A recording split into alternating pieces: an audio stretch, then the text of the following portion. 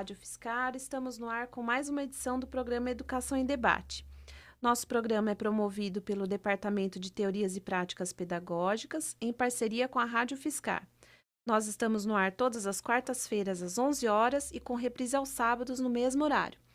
O programa de hoje será apresentado por mim, Andréia Moruzzi, docente do Departamento de Teorias e Práticas Pedagógicas.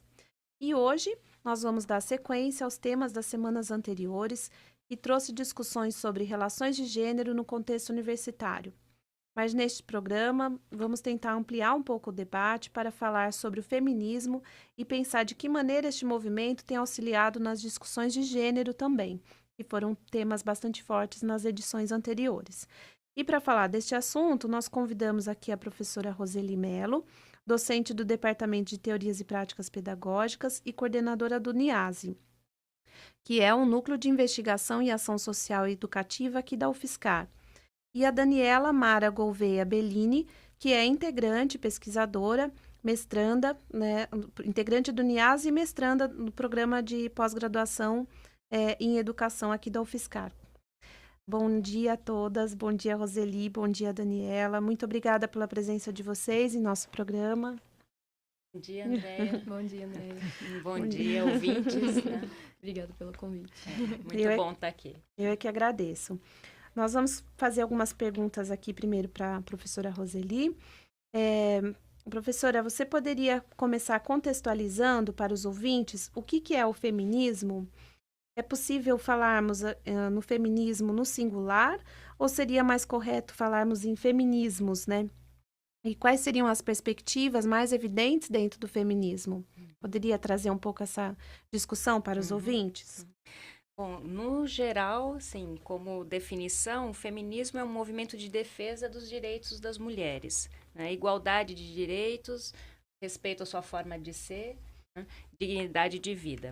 Então, os movimentos feministas ou o movimento feminista se reúne em torno dessas questões, né, ao longo da história. Né? Agora, em diferentes sociedades também, muito antes da gente denominar os movimentos de feministas, a gente identifica na história das diferentes culturas e sociedades formas de organização das mulheres em busca de igualdade, né, e de direitos. Né? Então, a gente também pode falar, né, de organizações femininas, né, ou mesmo de homens solidários às questões femininas de igualdade. Né? Então, um exemplo que a gente pode tomar da história, se a gente pensar na Hipátia, né, filósofa e matemática, ela foi professora na Biblioteca de Alexandria, num momento histórico que raramente as mulheres podiam ocupar esse lugar, né, de filósofa, professora e tal. E isso foi possível por um movimento feito por estudantes, homens também, né, e por seu próprio pai. Né? Então, quer dizer, o movimento feminista é um movimento de mulheres, porém sempre contou também com solidariedade masculina. E acho que isso é importante colocar. Né? Então, como movimento em si, a gente tem os registros históricos do século XIX, né, com esse nome, movimento feminista. Né? E esses movimentos, eles foram iniciados ou reconhecidos geralmente por mulheres acadêmicas, né, com autoescolaridade e mulheres brancas. Né? Então, isso é importante da gente considerar para entender o debate atual dos feminismos, não é? Então, se é no singular ou se no plural. Feminismo no singular. Então, no singular é quando a gente se refere à luta das mulheres de todos os grupos, né, por igualdade de direito, por respeito, né, por vida digna. Então, a gente pode falar de feminismo. Né? E feminismos quando a gente pensa em pautas específicas de grupos específicos. Não é? Tanto grupos identitários como grupos sociais. Né? Então, exemplos, né? Feminismo indígena, feminismo negro, né? Feminismo cigano. Então, hoje a gente tem pautas específicas de reivindicação e de desigualdade entre grupos de mulheres também. Né? Então, isso também é bastante importante. Né? Agora, o que todos esses grupos têm em comum? as lutas e as reivindicações por igualdade na relação com os homens, né? Bom, se nós formos pensar o que elas também têm em comum, todos os movimentos denominados movimentos feministas, é que geralmente eles são articulados por mulheres acadêmicas, seja do grupo cultural que for, não é? Então, isso também é importante de sinalizar, porque é isso que vai distinguir o feminismo dialógico, né?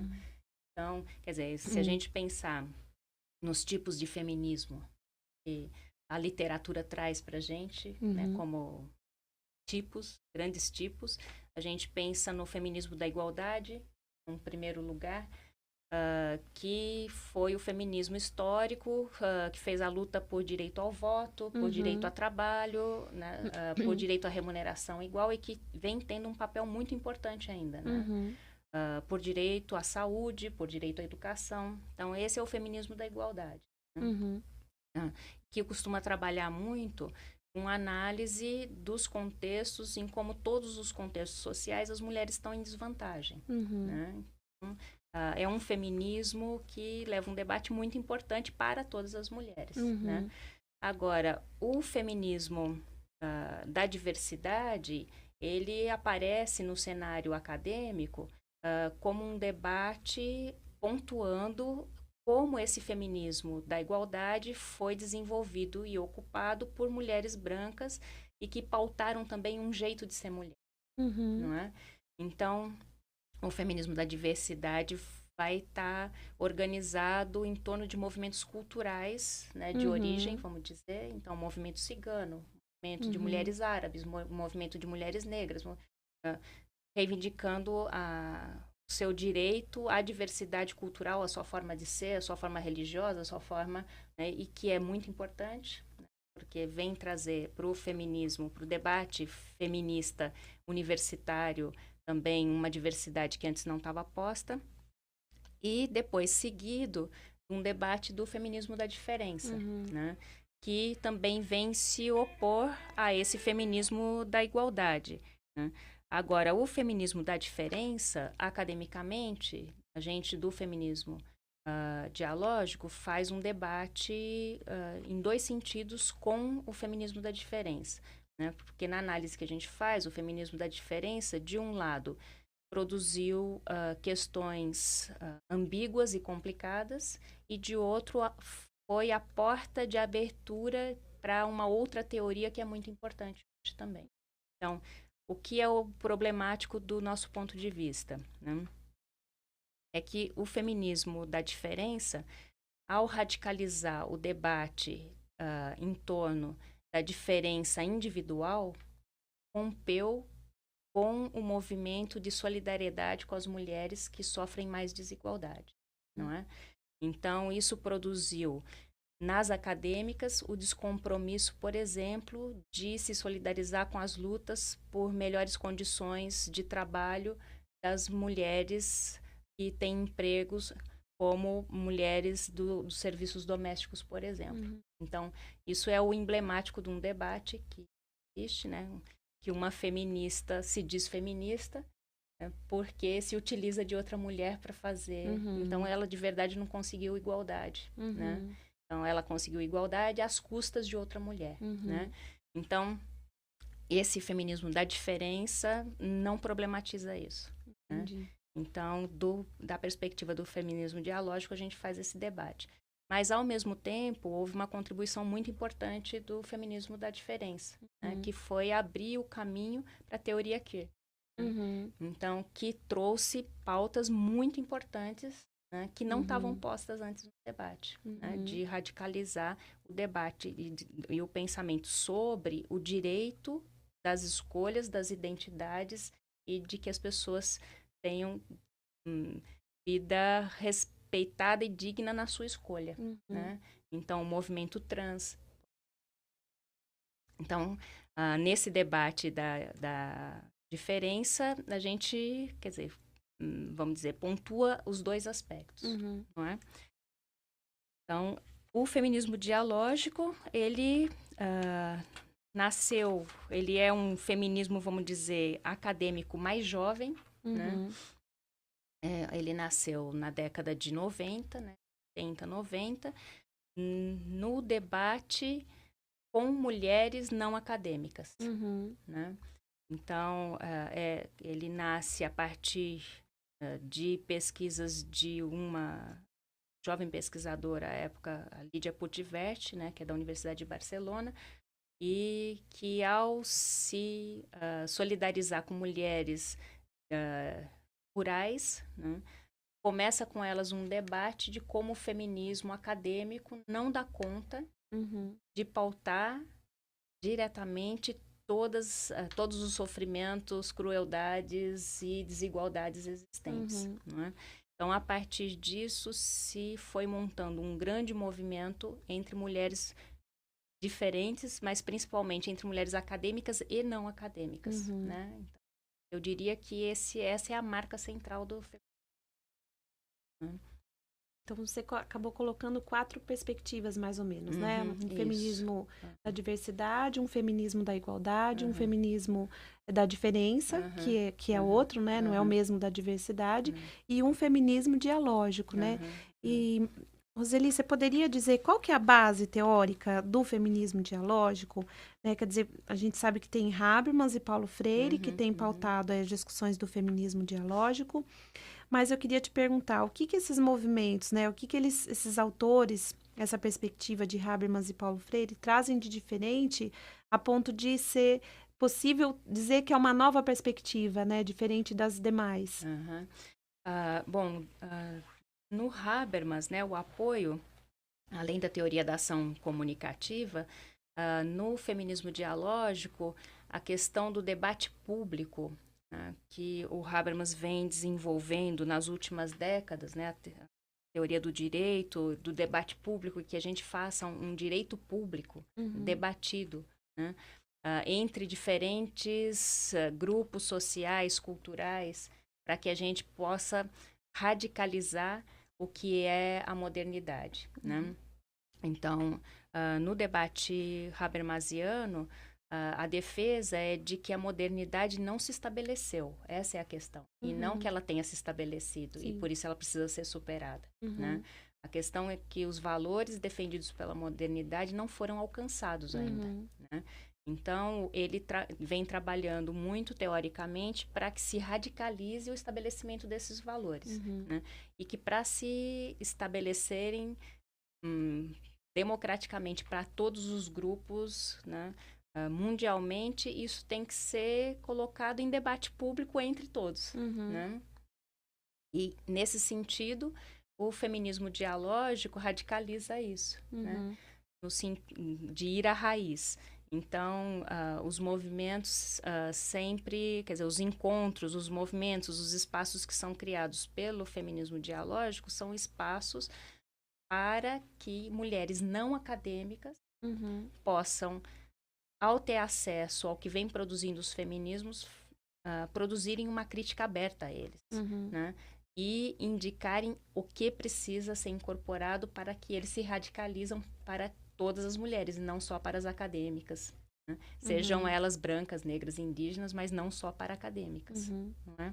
Ou geracional também, porque se a gente pensar no feminismo atual, nos feminismos todos, e a gente encontra nas universidades, nas academias, né, nos grupos acadêmicos, geralmente são mulheres jovens. Não é? E quando a gente vai para os grupos populares, de trabalhadoras rurais, mulheres negras, periferia urbana, quer dizer, onde estão as mulheres mais velhas? Onde estão as mulheres, quer dizer, como se elas não constituíssem transformação social. Né? Então, algo que pelo feminismo dialógico a gente discute é que é muito importante reconhecer que as mulheres que estão na universidade hoje estão aqui não só por ação das acadêmicas que trabalharam por igualdade, mas basicamente pelas mulheres das famílias que quer dizer, deixaram de ter elementos pessoais das suas conquistas para garantir conquistas para gerações seguintes, não é? Então, isso foi uma transformação bastante grande que mães, avós, tias fizeram. E a gente precisa reconhecer isso, não é? Bom, então, é um diálogo até entre essas gerações mesmo, né? Tem que ser intergeracional, não é? E com mulheres não acadêmicas, entre mulheres acadêmicas e não acadêmicas. Né? De todos os grupos culturais e sociais. Que a gente não se esqueça das mulheres que permitiram e que sua luta silenciosa, cotidiana, inclusive, né? Permitiu que a gente chegasse à escolaridade, à autoescolaridade. Né? Então, que a gente não se esqueça delas, porque elas sabem fazer lutas que a gente não sabe. Um reconhecimento mesmo, né? Do trabalho todo que já ocorreu, né? E de que melhorias precisam ser postas socialmente para que efetivamente todas as mulheres sejam beneficiadas, não é? E o Paulo Freire com o conceito de diálogo, né? Então, tanto da compreensão, né, de que para o estabelecimento do diálogo em sociedades tão desiguais como as que a gente vive, e no caso, né, entre homens e mulheres, né, uma sociedade estruturalmente machista, não só a nossa, muitas sociedades são machistas, né, a maior parte delas. Então, como a gente pode constituir diálogo, né, entre diferentes classes sociais, se existe uma dominação de uma classe sobre outra, entre homens e mulheres, se a estrutura machista beneficia uma parte e né, desprotege a outra. Então, é como fazer esse diálogo, né? Agora, o parâmetro do diálogo, então, não é uma visão romântica do diálogo e, ao mesmo tempo, não é um diálogo ilimitado, vamos dizer assim. Então, há um limite para o diálogo. E o limite dentro do feminismo dialógico é que a gente considera os direitos humanos como valor. Sim. Né? Então, quer dizer, qualquer estabelecimento de expressão ou de consenso sobre uma determinada decisão entre mulheres tem um limite nos direitos humanos. Né? Então, nenhum grupo sobre o outro, né? Nem justificando que, por exemplo, os homens não podem estar junto porque estruturalmente o machismo... Não, né? Porque historicamente muitos homens participaram de lutas por igualdade. E também nem todas as mulheres querem igualdade. Né? Então, há mulheres que não são feministas. Né? E não estamos falando de pessoas que não têm escolaridade. Às vezes são esses os discursos que... Não é isso. Às vezes há muitas acadêmicas que não querem igualdade, querem substituição de papel, né?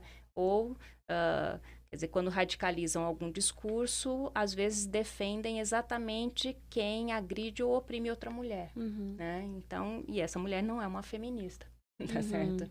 Então, essas são questões que, de dentro do feminismo dialógico, a gente procura, vamos dizer, explicitar teoricamente e praticamente de uma maneira em que a gente não tenha dúvida sobre o posicionamento político que a gente tem. Né? Essa perspectiva de ter os direitos humanos como um patamar, vamos dizer assim, né, que permeia por todo o diálogo, me parece bem significativo, né? Porque quando você tem uma divergência de culturas dialogando de diferentes posições ou diferentes classes sociais, né?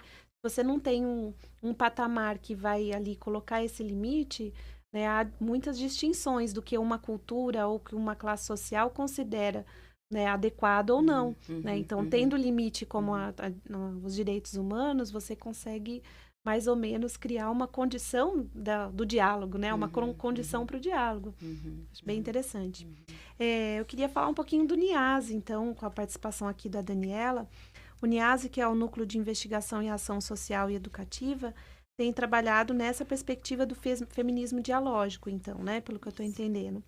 Eu queria saber, Daniela, como ocorrem os trabalhos, né, feitos pelo NIASE, quer dizer, além dos estudos sobre essas referências teóricas, como Habermas, Paulo Freire, o grupo promove alguma ação educativa com a população? Você poderia comentar, trazer alguns exemplos? A gente trabalha com a população, sim. A gente tem vários trabalhos, na verdade, tanto em escolas quanto centros comunitários e assentamentos rurais. Então, a gente trabalhou com um grupo de mulheres no assentamento um bom tempo. A gente usava a tertúlia literária dialógica E a gente trabalhou muitas questões de gênero usando a literatura de clássicos universais com as mulheres, né? E isso foi muito interessante porque movimentou todo o assentamento para conseguir reivindicar uma educação escolar lá. Então, a partir desse movimento, elas também conseguiram solicitar que haja um MOVA. Então, elas têm agora uma sala de estudos, não só para elas, mas para todas as pessoas do assentamento. Então, isso vem muito também dentro do feminismo dialógico. Então, garantir a educação não só para elas, mas para todas as pessoas que estão ali. Então, a gente teve esse trabalho super interessante, a gente conseguiu, né, estar com esse trabalho lá dentro. Nos centros comunitários, a gente também tinha grupo de mulheres. Então, a gente participou também com formação de grupos de informática. Então, elas traziam essa necessidade de saber mais sobre informática, até porque os filhos estavam acessando muito a internet. Então, elas queriam ter esse conhecimento para estar junto com os filhos, saber o que eles estão trabalhando. Então, a gente também tinha esse trabalho. E a gente também tem trabalhos efetivos dentro das escolas, né? E, em especial, dentro das escolas que são comunidades de aprendizagem, a gente trabalha com o modelo dialógico de prevenção e resolução de conflitos. Então, é uma atividade educativa de êxito e tem efetividade não só no Brasil, mas também em outros países. Então, isso foi comprovado. E é muito bom para evitar vamos dizer, as violências que ocorrem, né? Tanto com as mulheres, como os homossexuais, transexuais. Então, isso é tudo trabalhado dentro da escola. A gente, além disso, também a gente tem as partes de pesquisa e a parte teórica. Então, a gente está com uma parte grande, assim, de pesquisa no momento. Então, a gente está trabalhando necessariamente como que é o diálogo de masculinidade, né? Então, que ele pode ser preventivo para adesão ou não, né? Com jovens em situação de violência. Mas a gente trabalha pautado no modelo de novas masculinidades alternativas, que também é baseado dentro do princípio da aprendizagem dialógica. A gente também tem outras pesquisas, que é o modelo preventivo de violência nas escolas, que é dentro da educação infantil, fundamental, ensino médio e educação de jovens e adultos. Então, como que a gente trabalha isso envolvendo as relações de amizade e as relações amorosas? E a gente também tem uma outra linha que também trabalha a questão da violência dentro da universidade. Então, a gente está fazendo uma pesquisa, um levantamento bibliográfico grande, tanto aqui no Brasil quanto internacional. A gente está fazendo um levantamento do que é o modelo preventivo, o que está acontecendo, o que pode ser feito para que isso não ocorra dentro das universidades. E também pesquisando como que é o caminho de denúncia. Então, como que as mulheres e os homens podem estar colaborando para que isso não aconteça e não ocorra dentro do âmbito universitário. E, além disso, também a gente tem a disciplina de feminismo dialógico, né? Que está ocorrendo esse semestre, toda segunda-feira, à noite, como optativa do curso de pedagogia e também está como optativa do curso de educação física e psicologia. Mas não é aberta, essa não é aberta à comunidade, né? É aberta também? Interessante. E aí, quem tiver interesse também está como ouvinte, pode estar comparecendo no AT 8, na sala 188. E ela ocorre sempre no segundo semestre? Nesse semestre é no segundo. Sim. No ano passado foi no primeiro. Para quem quer conseguir informação, por exemplo, sobre esse trabalho, tem um site para indicar, do NIASE, ou um telefone? Tem, pode conversar com a gente, tanto no telefone, que é o 3351-8277, ou pela página do Facebook, Núcleo de Investigação, Ação Social e Educativa, tá inteiro, não tá só com a sigla, e pelo e-mail niase@ufscar.br. Agora, eu vou ter que te fazer uma perguntinha para vocês responderem, só para situar quem está ouvindo a gente. E você falou, Daniela, da comunidade de aprendizagem. A gente já teve um programa sobre isso, mas só para você situar quem está ouvindo a gente agora, né? Rapidamente, você pode explicar, ou a Roseli, explicar o que é a comunidade de aprendizagem? Bom, comunidade de aprendizagem é um processo de transformação de escolas que a gente aqui pelo NIASE vem desenvolvendo desde de 2003 aqui no Brasil, né? Então, é um processo em que a gente faz primeiro uma formação com o professorado para entender contexto atual, social e como esse contexto tem impactado as relações dentro da escola, né? E como a gente pode se organizar como profissionais da educação articulados à comunidade de entorno, aos familiares dos estudantes, para promover atividades que garantam aprendizagem máxima de conteúdos escolares, desenvolvimento de habilidades com melhoria de convivência entre todos, né? Então, tem atuações educativas que são bem específicas, que a gente trabalha com essa comunidade educativa para ser implementada e desenvolvida. Aqui em São Carlos a gente tem 3 escolas que são comunidades de aprendizagem, mas também temos professoras e professores, tanto da rede estadual quanto da rede municipal, que trabalham com atuações educativas específicas, como a tertúlia literária dialógica, por exemplo, que a Daniela citou, e que é um trabalho realizado a partir da leitura de literatura clássica universal. Né? Entendi. Então, é isso. Então, para quem quiser mais informações sobre comunidade de aprendizagem, né, e como esse modelo preventivo que a gente vem trabalhando sobre a igualdade, né, entre meninos e meninas, sobre a superação de homofobia, Então, quem quiser saber mais, então, esses contatos que Daniela passou, né, estão à disposição e a gente pode depois explicar melhor tanto comunidades de aprendizagem como o modelo dentro de comunidades ou fora, né, de comunidade de aprendizagem também. Tá certo. E eu queria, então, perguntar, Roseli, como que se constitui aí a construção de uma metodologia, né, que tem como respaldo teórico essa perspectiva dialógica? Como que é esse processo de vocês irem nos lugares, né, constituir uma metodologia a partir dessa perspectiva dialógica? Ou seja, como que se dá essa metodologia para construir essa abordagem, né? Quais são os caminhos, quais são os procedimentos, como que acontece, né? A gente trabalha, para a constituição de conhecimento científico, a gente trabalha com uma metodologia de pesquisa que é específica. Né? Então, eu vou falar da metodologia de pesquisa e depois vou falar da metodologia de ação, né? Que são duas... elas se comunicam, mas são diferentes, né? Também entre si. Então, a metodologia de pesquisa...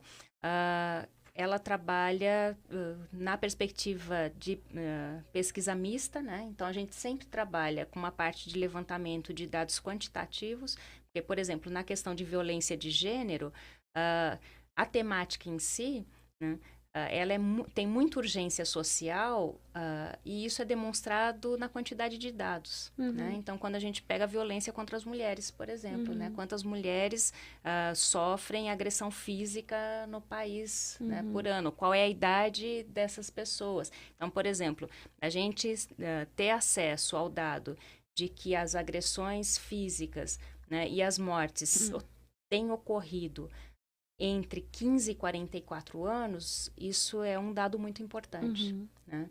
Porque geralmente a gente fazia o discurso de que a violência ocorre em casais estáveis, né, e mais velhos, e não é verdade, né? Então, tem acontecido um fenômeno cada vez mais, meninas mais jovens têm sido vítimas de violência, né? E não por parceiros estáveis, né?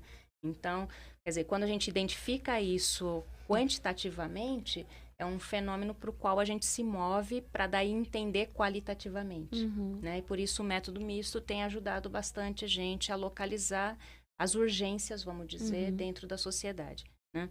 E na perspectiva qualitativa, o que caracteriza a metodologia comunicativa é que a pessoa que normalmente a gente chama de participante da pesquisa, né? O sujeito da pesquisa é um participante da pesquisa. Sim. Né? E essas pessoas, esses grupos, nos ajudam a compreender o fenômeno que a gente está estudando. Então, o sujeito nunca é um objeto, ele sempre é um participante. Né? Então, assim, para tentar expressar melhor, por exemplo, não dá para estudar a violência contra meninas adolescentes sem as adolescentes. Né?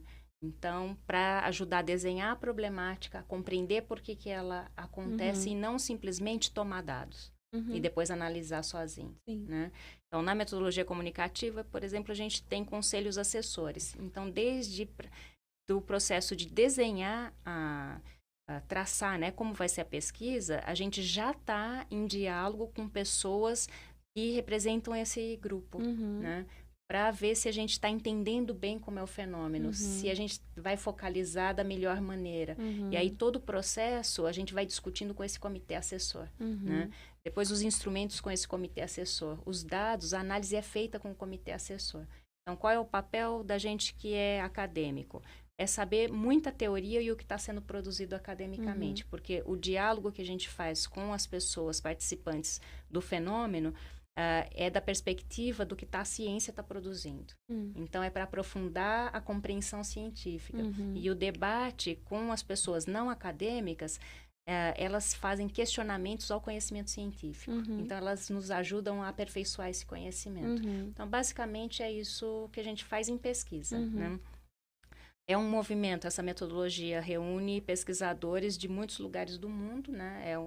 A gente vem trabalhando intensamente em rede internacional, estudando, quer dizer, esses temas todos a gente estuda e contrasta entre diferentes culturas, diferentes territórios, para ver o que é que se aplica, o que é específico, o que é generalizado. Então, a gente vem produzindo conhecimento assim, né?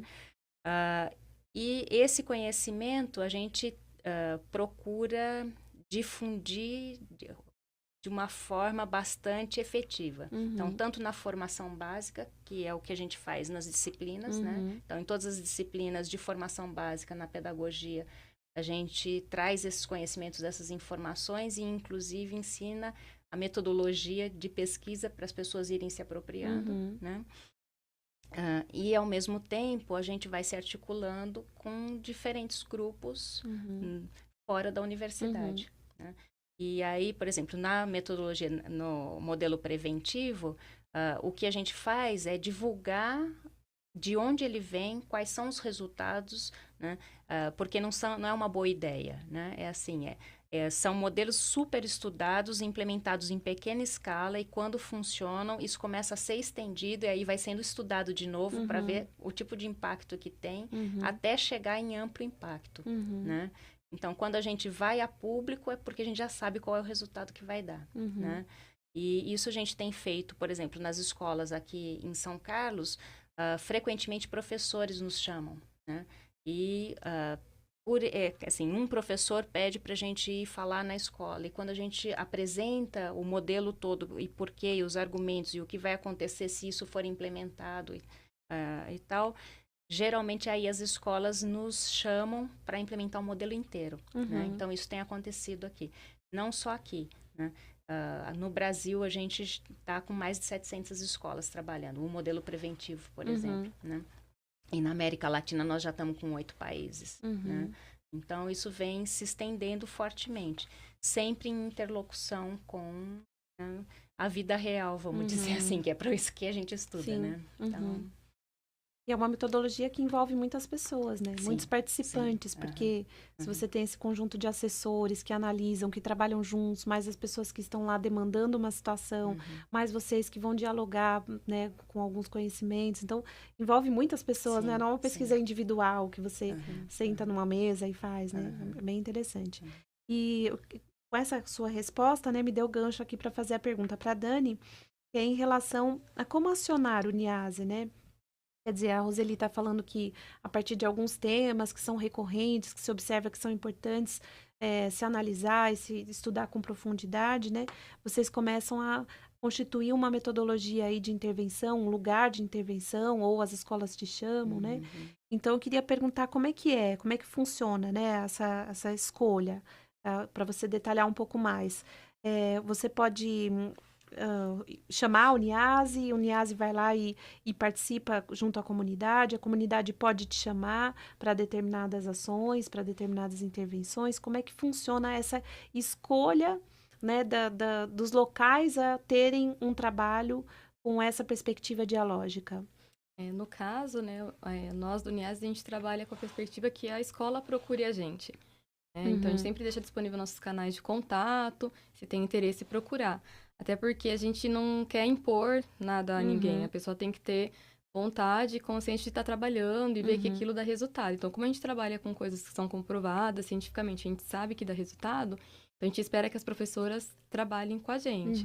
Então, se quiser, é só entrar em contato pelo e-mail que eu passei, se quiser eu posso repetir, e o telefone, e a gente está disponível, tanto para as escolas quanto centros comunitários e outros lugares que puder estar chamando a gente. Bom, eu quero dizer a fala triste do final do programa, que o programa está terminando ao fim, né? A gente talvez até já tenha passado aqui alguns minutos do nosso programa. Queria agradecer muito a presença da Roseli, da Daniela, na participação do nosso programa. Passar a palavra final para vocês, se despedirem. Bom, a gente que agradece, né? O programa é bem bacana, assim. Eu sou a audiência do programa, gosto muito, né? E agradecer também as pessoas que estão nos escutando e que estamos aí à disposição, né, para dialogar. Muito obrigada, Andréa. Obrigada, Andréa, pelo convite, agradeço, né? E agradeço também as pessoas que estão nos ouvindo. Obrigada pelo convite. Eu que agradeço. Faltaram muitas questões, assim, que ao longo da fala de vocês eu gostaria de perguntar, mas vai ficar para os bastidores. E quem sabe no outro programa, né, a gente possa aprofundar mais a questão. Muito obrigada, então, novamente. Obrigada, ouvintes. Até a próxima semana. Obrigada, tchau.